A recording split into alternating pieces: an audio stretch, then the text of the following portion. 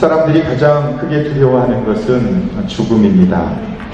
그러나 그리스도인들에게 있어서 죽음은 새로운 영원한 생명을 향하여 나가는 통로에 지나지 않습니다. 그 이유는 예수님께서 십자가에 죽으시고 3일 만에 부활하시고 그리고 우리에게 영원한 생명을 주셨기 때문에 그렇습니다. 그래서 이 세상을 삶을 마치면 우리는 예수 안에서 우리는 또 영원한 생명의 시작이 있음을, 영생이 있음을 믿는 사람들이 예수 그리스도를 믿는 사람들입니다. 그런데 부활을 생각해보면 궁금함이 몇 가지 있습니다. 죽었다가 살아나면 몇 살 때의 모습으로 살아날까? 또 부활해서 천국에 가서 영원히 산다면 뭘 하면서 천국에서 살까? 또 천국에 가면 가족들은 알아볼 수 있을까? 엄마는, 아빠는 알아볼 수 있을까? 또 베드로나 바울 같은 사람들은 어떻게 알까?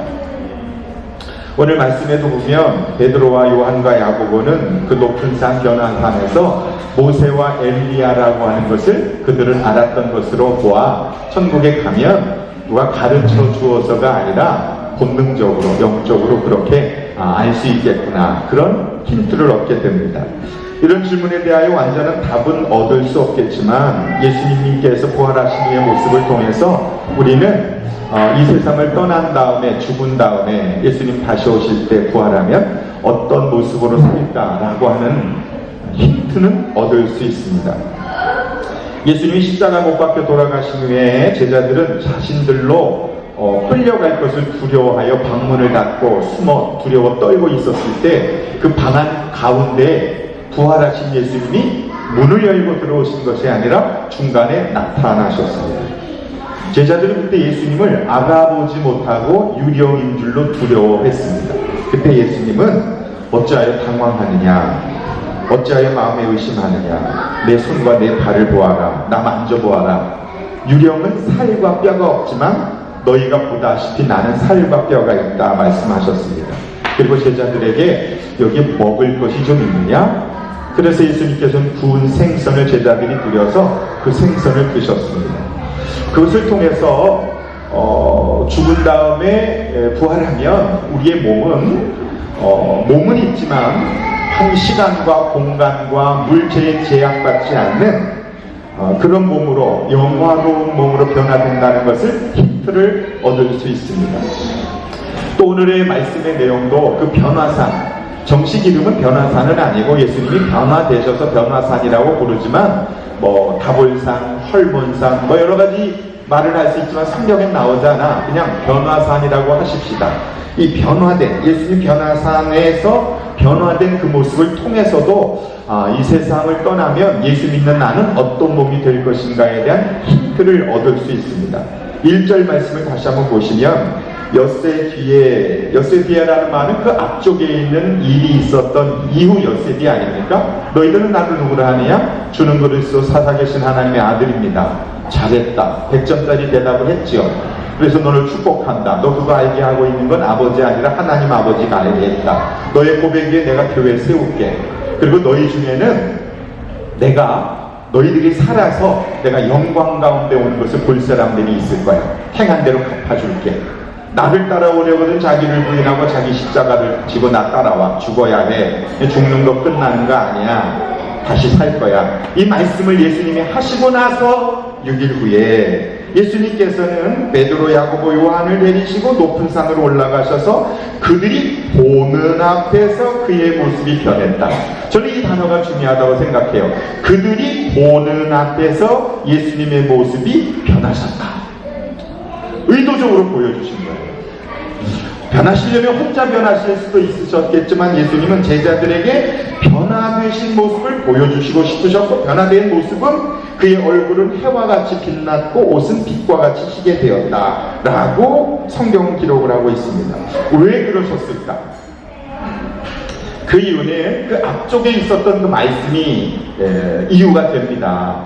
나 따라오려거든 자기를 부인하고 십자가에 죽어야 해. 그러나 죽음을 맛보지 않고 살아서 영광 가운데 내가 임하는 거 볼 사람이 있을 거야. 너희 중에. 다는 아니지만 예수님이 그렇게 말씀하셨습니다. 예수님은 이 말씀에 대해서 제자들이 듣기는 들었지만 의심하고 있다는 사실을 알고 계셨습니다. 성경에 나오는 모든 말씀을 여러분이 다 아멘하고 받아들이지 않는다는 것은 저도 알고 여러분도 압니다. 그래서 예수님께서는, 하나님께서는 그 말씀을 우리의 삶 가운데 실제로 경험시켜 주려고 하시는 것들이 참 많습니다. 그래서 여러분이 말씀을 읽고 묵상하다가 의문이 되고 궁금한 게 있으면 넘어가지 마시고 주님 앞에 질문해 보는 것이 참 중요한 것 같아요. 그런다고 해서 모든 것을 다 경험하게 되는 것은 아니지만 예수님은 말씀만 아니하시고 실제 우리의 삶 가운데 예수님이 우리 눈앞에서 변화된 모습을 보여주신 것 같이 우리 인생 가운데 하나님의 살아계심을 보여주시려고 하는 의도가 우리보다 주님이 더 크다는 것을 알 수 있습니다. 예수님은 영광스럽게 변화되신 모습을 제자들에게 보여주고 싶으신 마음이 있으셨습니다. 이 말씀을 통해서 깨닫게 되는 것은 첫 번째로 주님의 제자로 십자가를 지고 그리고 주님을 위해서 헌신하고 희생하고 애를 쓰고 믿음으로 살아가려고 하는 사람들에게는 고난만 있는 것이 아니라 반드시 영광을 함께 해주신다는 것을 가르쳐 주시고 계신 것입니다. 한번 따라해 보십시오. 고난만 있는 것이 아니라 반드시 영광이 있다. 믿으시면 아멘 하십시오. 네, 정말 믿습니다. 주님 위해서 살아갈 때 고난만 있으면 그럼 힘들죠. 어렵죠. 계속 고생만 하고 힘들고 아무것도 눈에 보이는 것도 없고 그러면 얼마나 지칩니까? 그런데 그렇지 않다는 거예요.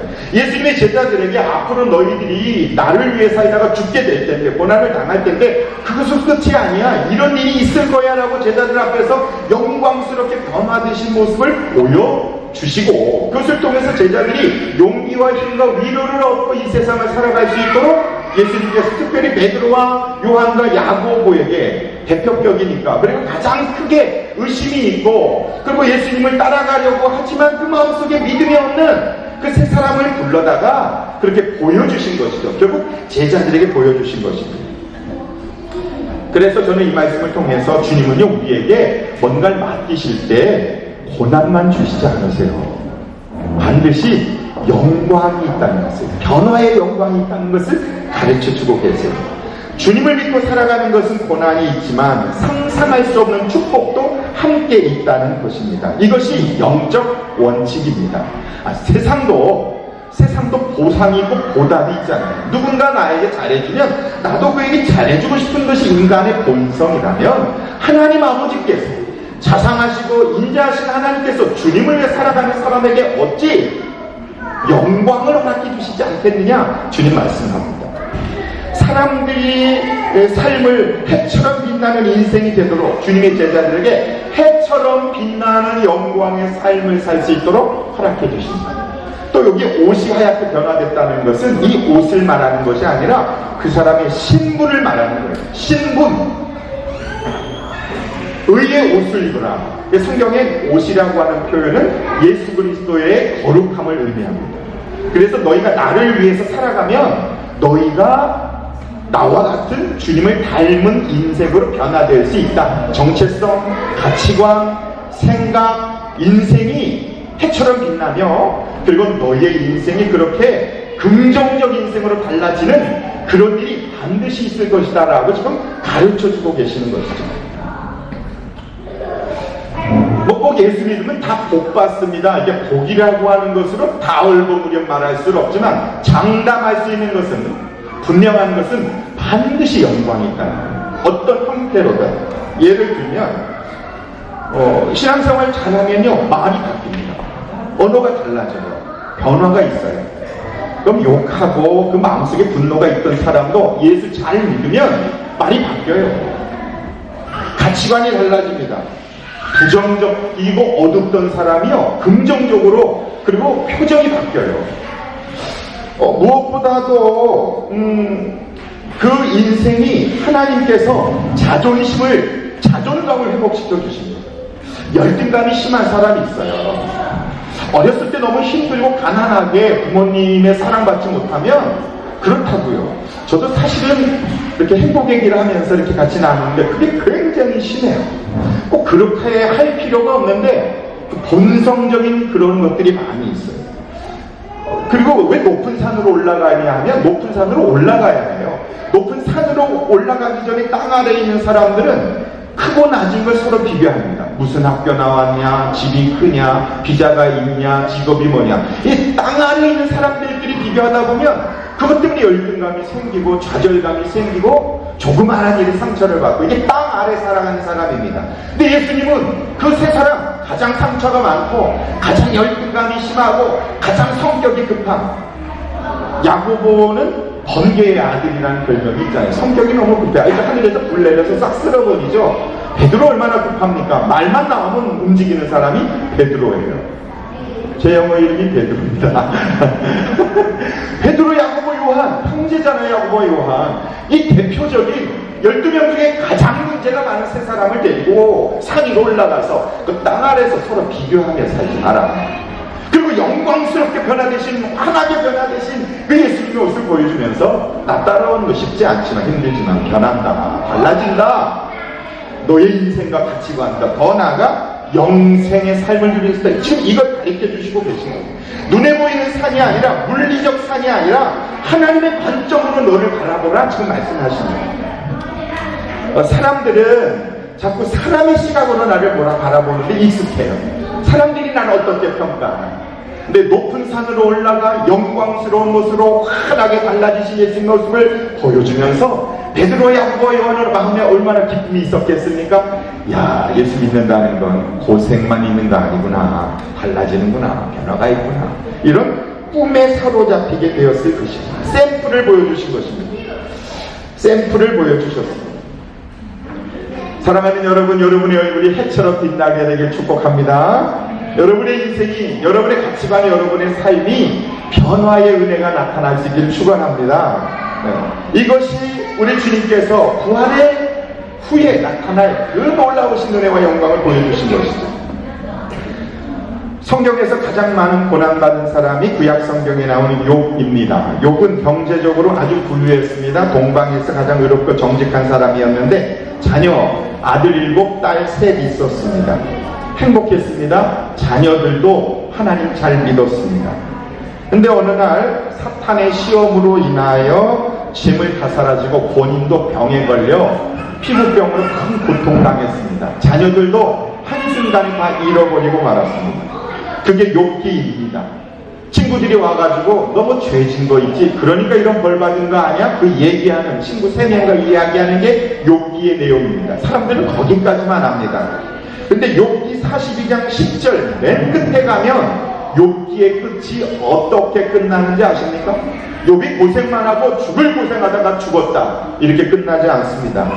하나님께서는 주시니도 하나님이시여 취하시니도 하나님이시니 라고 하나님 앞에서 믿음이 흔들리지 않았었던 욥에게 갑절의 복을 허락해 주셨습니다.